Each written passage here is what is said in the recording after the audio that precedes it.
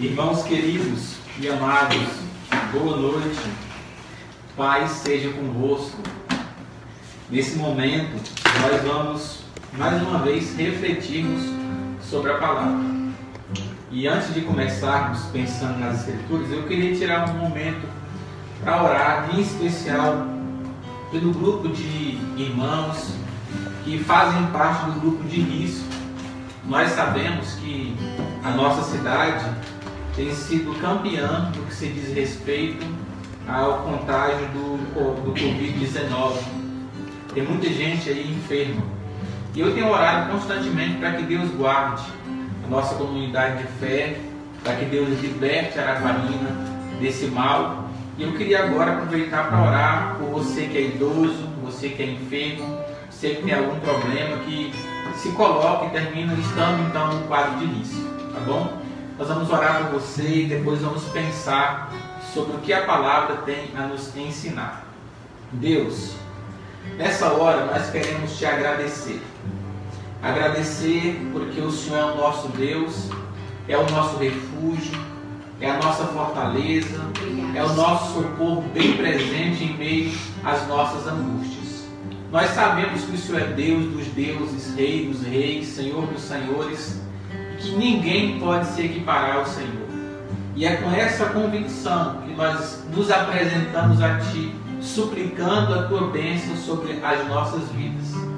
De modo especial, Pai, eu queria apresentar ao Senhor aquele grupo de pessoas que fazem parte do quadro de risco, aquele que tem uma enfermidade, um problema respiratório, alguma patologia que termine, ó Deus amado, agravando a sua situação. A minha oração é para que o Senhor coloque um escudo protetor sobre cada uma dessas pessoas, guardando-as, livrando-as e protegendo-as de toda e qualquer enfermidade.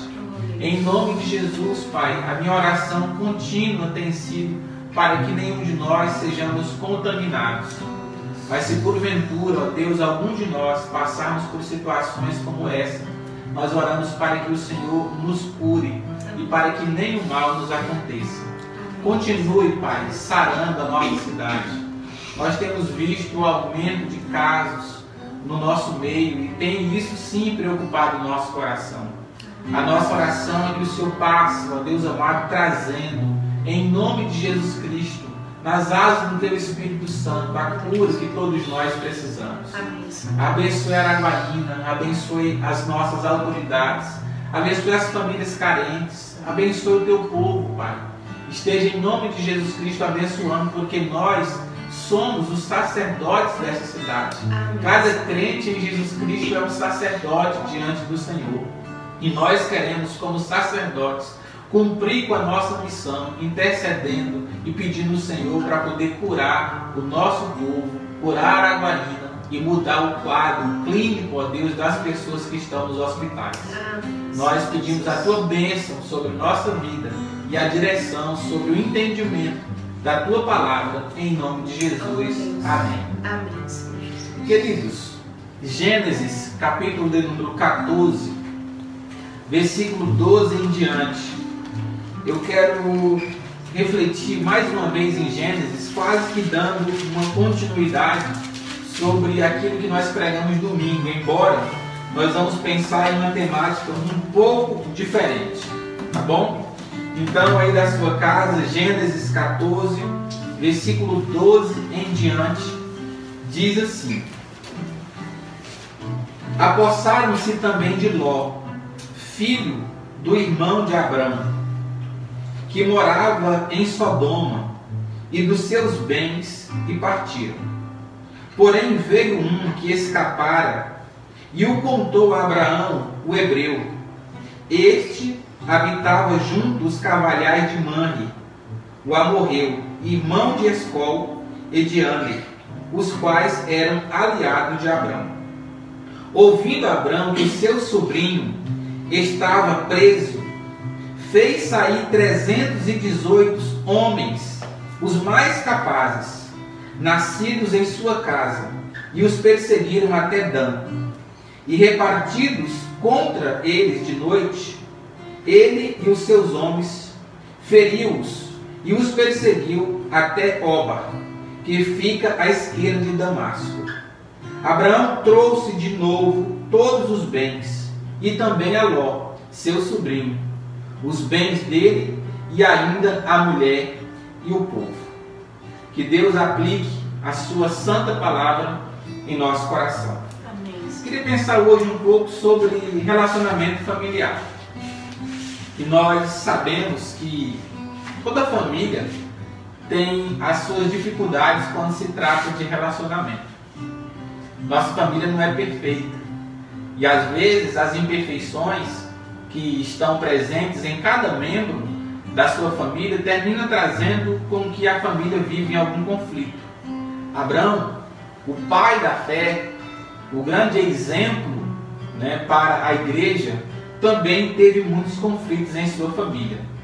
E nós queremos aprender a partir da sua vida e da sua experiência como é que também nós podemos resolver os conflitos que surgem em nossa casa.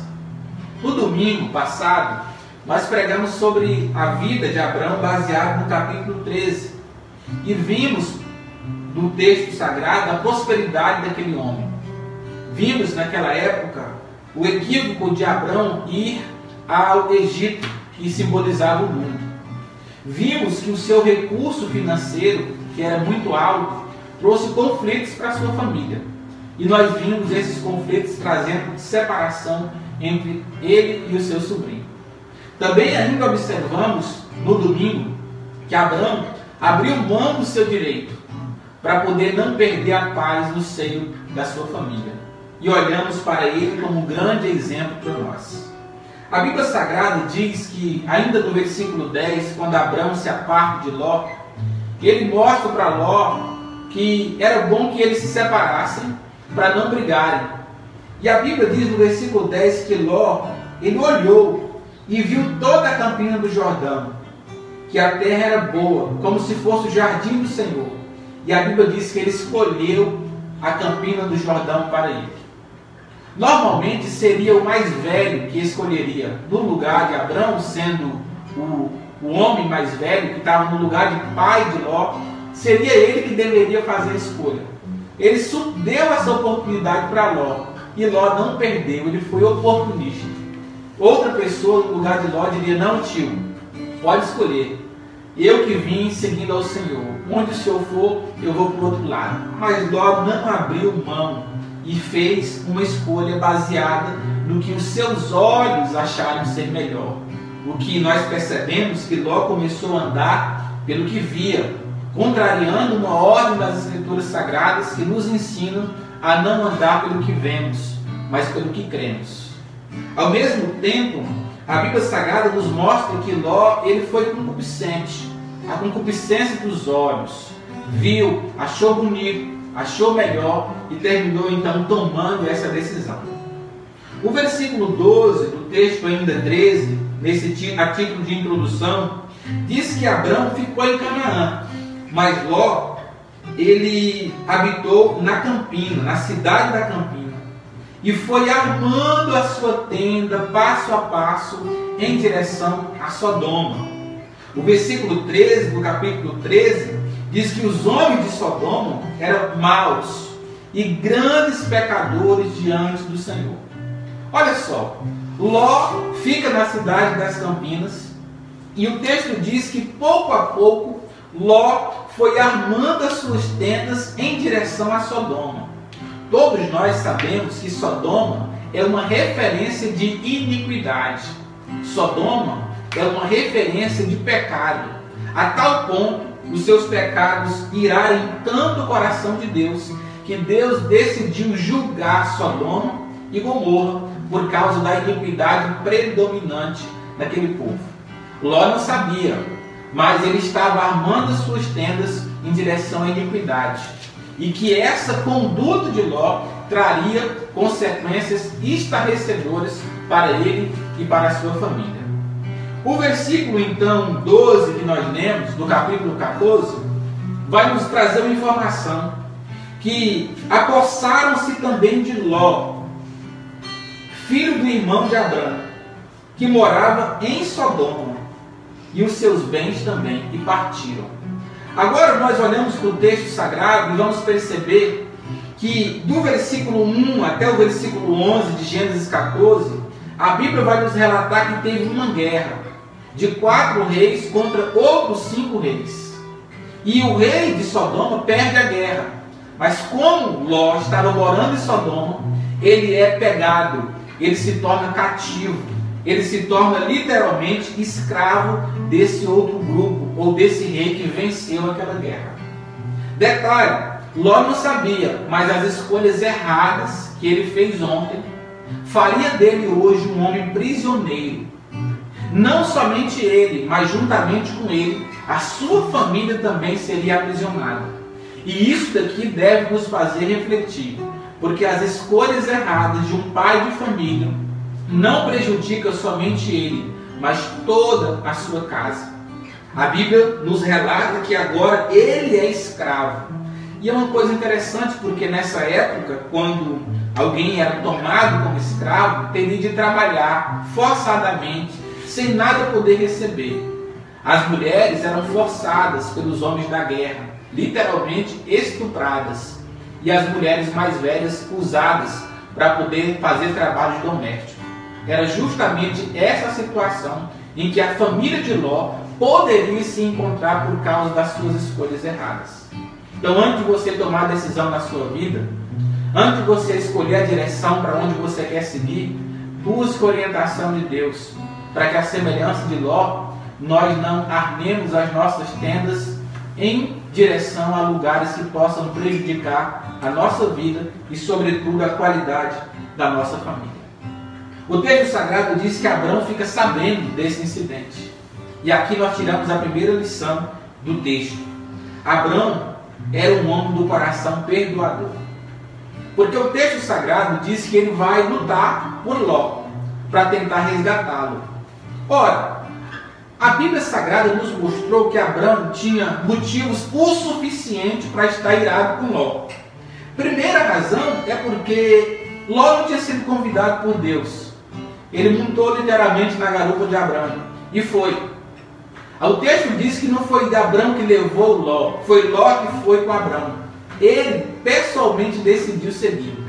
Lá no meio da caminhada, os pastores dele, por causa dos bens materiais, brigaram com os pastores de Abrão, o que trouxe escândalo para a vida deles, para a família dele naquela época. Trouxe série de prejuízos. Terceiro, no dia de fazer a escolha, a Bíblia diz que Ló egoístamente faz a escolha em detrimento do seu tio e não considera a idade do seu pai, do seu tio. Logo, ele tinha razões suficientes para estar com o coração irado com Ló. Mas sabe o que acontece? Abraão não deixa que esses sentimentos predominem na sua alma. Algumas pessoas no lugar de Abraão, quando ficasse sabendo que Ló estava preso, diriam, bem feito. Outros diriam, ele só está colhendo o que ele plantou. Mas Abraão não, ele é o pai da fé. Ele não é guiado pela sua carne, ele é guiado pelos seus princípios.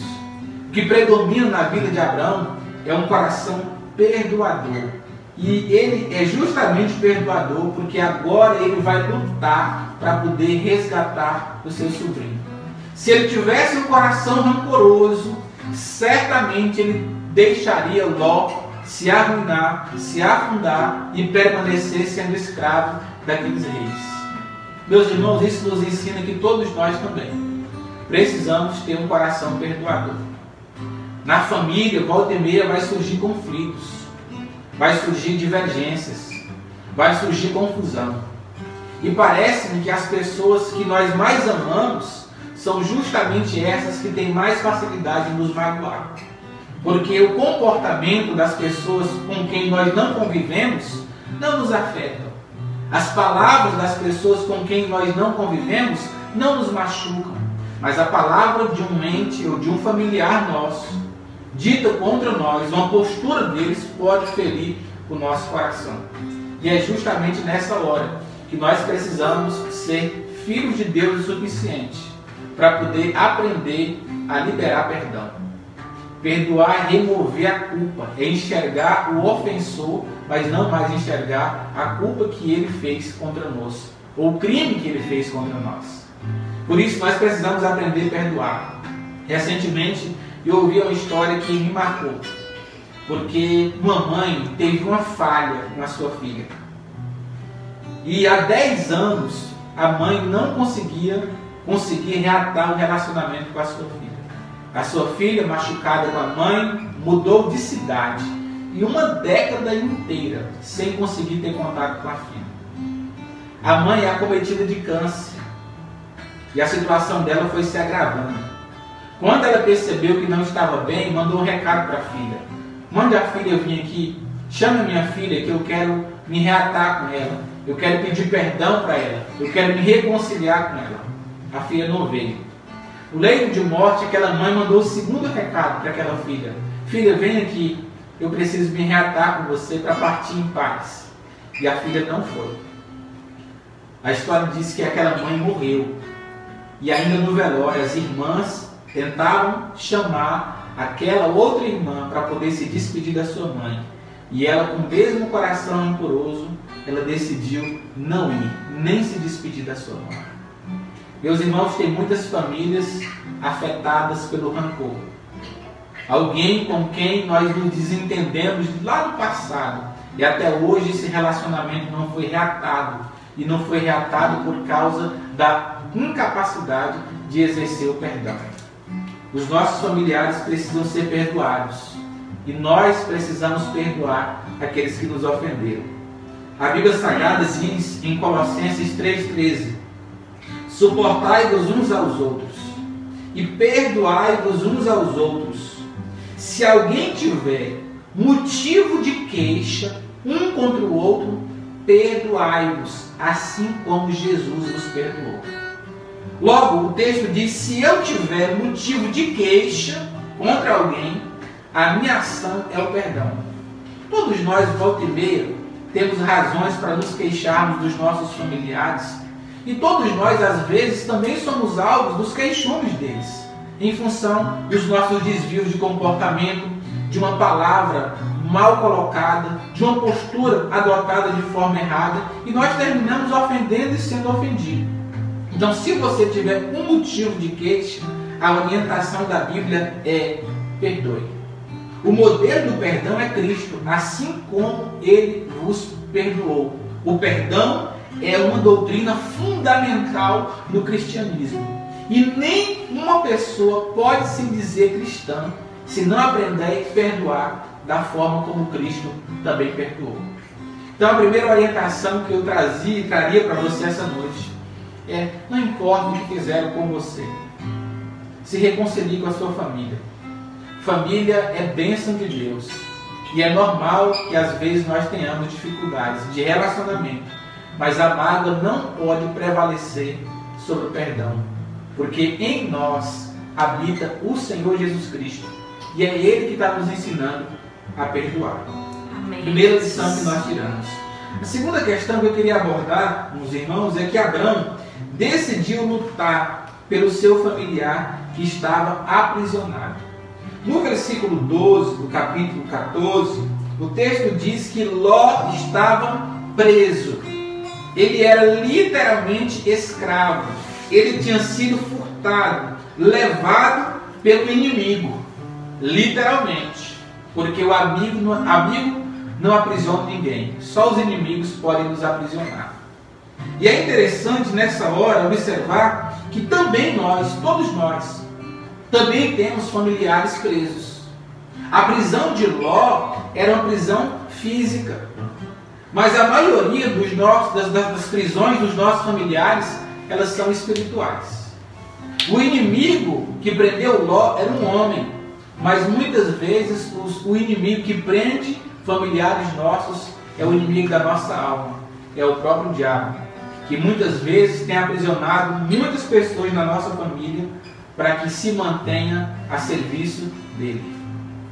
Eu, particularmente, oro há 10 anos pela minha família, pela conversão da minha família. E eu tive o privilégio de já ganhar minha mãe para Cristo. Mas há 10 anos orando pelos meus irmãos, eu sempre evangelizando, buscando testemunhar, falar do amor de Deus e orando por eles. E nessa última vez que eu fui a Goiânia, eu voltei com o coração um pouco abatido, porque depois de 10 anos orando por eles, eu cheguei lá e eu descobri que na porta da casa dos meus familiares em Goiânia, eles abriram um bar, um boteco, para poder beber.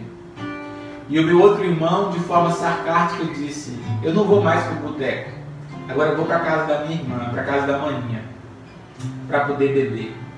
E eu fiquei ali abatido por alguns dias pensando: meu Deus, 10 anos de oração. E essa é a resposta que eu ouço. Por algum momento eu pensei em desistir. Confesso que parei de orar por eles durante uns 15 dias. E aí depois percebi que somente quem está livre pode lutar para libertar aqueles que estão presos. Amém, Jesus. Que eles estão com seus olhos cegos. O inimigo é que cega a mentalidade do homem para que ele não se converta ao Evangelho. E como livre que sou e consciente da minha missão diante de Deus, eu decidi voltar a orar, a interceder, a batalhar para ver a minha família livre das garras do inimigo. E você não pode ser diferente. A sua família precisa ser liberta. E você é o soldado a quem Deus quer usar para poder libertá-los. A Bíblia Sagrada nos diz, em Efésios capítulo 6, versículo 10 em diante, o seguinte: no demais, irmãos, fortalecei-vos no Senhor, revestivos de toda a armadura de Deus, para que possais estar firmes contra a cilada do diabo. A orientação bíblica para nós é que nós devamos, sim, não parar de lutar, mas ter consciência que a armadura que nós precisamos usar, ela é espiritual. Porque quando Abraão vai lutar, tenha certeza, ele vai levar o seu arco, ele vai levar a sua flecha, ele vai levar o seu escudo. São armas físicas. Mas nós, para batalhar espiritualmente, nós vamos com as armas espirituais. Armas que já nos foram disponibilizadas. Nós vamos vestir o capacete, nós vamos colocar a couraça, nós vamos calçar as botas do Evangelho da Paz, nós vamos embraçar o escudo da fé com o qual nós vamos apagar todos os dardos inflamados do inimigo. Nós vamos embanhar a espada no Espírito e nós vamos orar pelos nossos familiares. E em nome de Jesus, nós vamos ver a promessa de Deus cumprida no seio da nossa família. E com fé em Deus, vamos falar aquilo que Josué disse lá no contexto do Antigo Testamento. Porque eu e minha casa serviremos ao Senhor. Nós queremos alcançar a nossa família. Nós não queremos que os nossos pais partam deste mundo e vão ao inferno. Nós não queremos que os nossos filhos habitem a eternidade separados de Deus. Nós não queremos que os nossos irmãos padeçam a eternidade inteira separados de Jesus. Logo, nós precisamos nos conscientizar de que nós precisamos lutar, de que Deus nos incumbiu dessa responsabilidade de lutar para libertar aqueles que são nossos, que são do nosso sangue. Sobretudo, nós precisamos ganhar para Jesus Cristo. Logo, uma guerra que não é travada, ela jamais será vencida. Decida lutar pelos seus. Uma guerra que não é travada é uma guerra que jamais será vencida. Muitas vezes nós estamos vendo os nossos familiares presos e nós deixamos de guerrear. Como é que tem sido a sua intercessão pela sua família? Como é que está a oração pelos seus familiares descrentes? Você ainda chora pela alma do seu filho? Você ainda chora pela conversão dos seus pais? Você ainda chora para que a sua família se converta, se volte ao Evangelho e conheça o Senhor? Meu irmão, vamos lutar. Vamos dobrar os nossos joelhos. Vamos colocar o nosso coração diante de Deus. E vamos resgatar aqueles a quem Deus nos confiou. Que Deus nos abençoe nesse projeto. Uma terceira coisa que eu quero abordar é porque o versículo 14, do capítulo 14, diz que, ouvindo Abraão que seu sobrinho estava preso, fez sair 318 homens dos mais capazes, nascidos em sua casa, e perseguiu-os até Dan. Detalhe, terceira questão: Abraão decidiu não lutar sozinho. O texto sagrado diz que sim, ele decidiu lutar. Mas quando ele vai sair para a guerra, o texto sagrado diz que ele convocou 318 homens. Logo, Abraão decidiu não ir sozinho à guerra. Ao mesmo tempo, o texto sagrado nos mostra a qualidade dos soldados que Abraão convocou, porque o texto diz que ele escolheu os homens mais capazes. Aqui, o texto vem nos ensinando algumas coisas interessantes. Que você não somente precisa ter pessoas ao seu lado, mas você precisa saber qual o nível espiritual dessas pessoas que vão lutar com você. Capacidade é uma ferramenta importante para quem vai à guerra, e nós não podemos desperdiçá-la. Com isso, nós aprendemos que tem lutas em nossas vidas que não serão vencidas se nós lutarmos sozinhos. Abraão não ia conseguir libertar Ló sozinho. Abraão não conseguiria resgatar o seu sobrinho sozinho. Mas compreendendo a sua incapacidade de lutar sozinho, a Bíblia diz que ele decidiu arregimentar pessoas. E você também precisa ter essa mesma decisão. Comece a olhar para o horizonte. Tem muitos soldados de Deus disponíveis com quem você pode contar. Tem muitas pessoas com quem você pode abrir o seu coração e pedir oração para eles. Tem muitas pessoas que você pode conscientizar das prisões que os seus familiares estão vivendo e convocá-lo para que juntamente com você embanhe a espada do Espírito e vá resgatar aqueles que estão presos, que no caso são muitos familiares nossos. Quais são os soldados que lutam por você ou com você? Quem são os soldados com quem você pode contar? Para quem você liga no dia da angústia? Quem é que está orando hoje pela conversão do seu filho com você? Quem é que está orando pela restauração da sua família, do seu casamento? Quem é que está orando pela restauração e pela conversão dos seus familiares? Partilhe. Eclesiastes, no capítulo 4, versículo 9, vai dizer que é melhor serem dois do que um, porque tem melhor paga do seu trabalho. É melhor serem dois, ou seja, é melhor ter pessoas com quem anda conosco, pessoas que batalham conosco, que vão à guerra conosco, que não nos abandonam no decorrer da caminhada. Mas não somente você precisa ter pessoas com quem contar, mas as pessoas lá de fora precisam também aprender a contar com você. E quando alguém chamar você para entrar numa guerra espiritual, não diga não.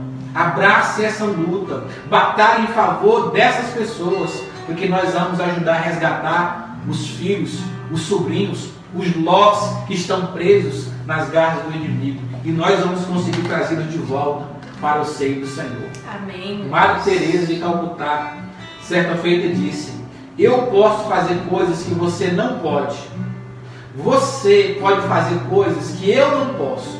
Juntos, nós poderemos fazer grandes coisas. Grandes obras podem acontecer quando nós decidirmos unir as nossas forças, o nosso exército espiritual, para poder resgatar os nossos familiares que estão nas garras do inimigo. Sabe como é que isso conclui essa história? É que a Bíblia diz que no versículo 15: e partiram contra eles Abraão, o seu exército, contra aquele reino, e repartidos contra eles de noite, ele e os seus homens, feriu-os e os perseguiu até Oba, que ficava à esquerda de Damasco. E Abraão trouxe de novo todos os bens, e também a Ló, seu sobrinho, e os bens dele, e ainda a mulher e o povo. Abraão, que decidiu lutar e contou com outras pessoas para ajudar naquela batalha, eles conseguiram ter o sucesso que esperavam. Ló foi liberto. Ló voltou para o seio da sua casa. Ló deixou de ser escravo. Meus irmãos, eu não sei hoje se você está preocupado com a eternidade da sua família. Mas se essa foi uma preocupação que encontrou lugar no seu coração, a única ação que nós temos diante disso é arregaçarmos as nossas mangas e batalharmos espiritualmente para que a nossa família seja salva. Não desista de orar pelos seus familiares. Não cesse de orar por aqueles a quem Deus confiou a você.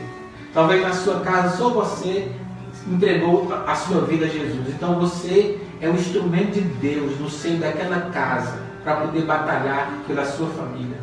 Se conscientize que o céu é o estado último nosso quando nós partimos daqui. Mas até que o céu chegue, nós estamos aqui para servir a Cristo. E uma das formas eficazes que nós temos de servir a Cristo é batalhando pelos nossos familiares. Não cesse de orar. Eu queria nesse momento orar mais uma vez, pedindo a Deus que nos ajude a resgatar os nossos familiares que se encontram presos. Deus, nós estamos essa noite diante do Senhor, colocando diante do Senhor, ó Deus amado, em especial as nossas famílias que ainda não se converteram a Ti. É possível que as pessoas que nos acompanham essa noite tenham familiares, ó Deus amado, aprisionados espiritualmente. E que talvez eles não estão nem percebendo que estão numa prisão espiritual. Mas nós, que temos olhos espirituais, sabemos que eles estão presos. E não somente sabemos, mas nos comprometemos com o Senhor em lutar para resgatá-los de volta, para que eles sejam teus, para que eles sejam redimidos, alcançados, regenerados, e a nossa semelhança se torne teus filhos. Deus, em nome de Jesus Cristo, não deixe que esse filho pare de orar pelos seus pais. Deus, não deixe que esses pais parem de orar pelos seus filhos. Deus, não deixe que nós deixemos de orar pelos nossos primos, pelos nossos sobrinhos, pelos nossos irmãos, por aqueles que de modo especial necessitam, Pai, de salvação. Eu oro para que o Senhor nos dê sucesso. E assim como, ó Deus amado, Abraão contou com outras pessoas para poder ajudá-lo, nós também possamos, ó Deus amado, contar com pessoas que nos ajudem em oração. E nós possamos ajudar os nossos irmãos também em oração para resgatar os parentes deles. Mas nós queremos, ó Deus amado, que assim como aconteceu com a vida de Abraão, que ele teve sucesso no resgate do seu sobrinho, nós também tenhamos sucesso nos resgate dos nossos familiares. Amém. Nos ajude, Pai, a alcançar a nossa família para o Senhor e resgatá-los para o Senhor, porque sei que isso certamente não somente agradará o teu coração, mas dará aos nossos famílias, os familiares, uma eternidade segura ao teu lado. Amém. Nos abençoe. Nós oramos e te agradecemos em nome de Jesus Cristo. Amém. Amém.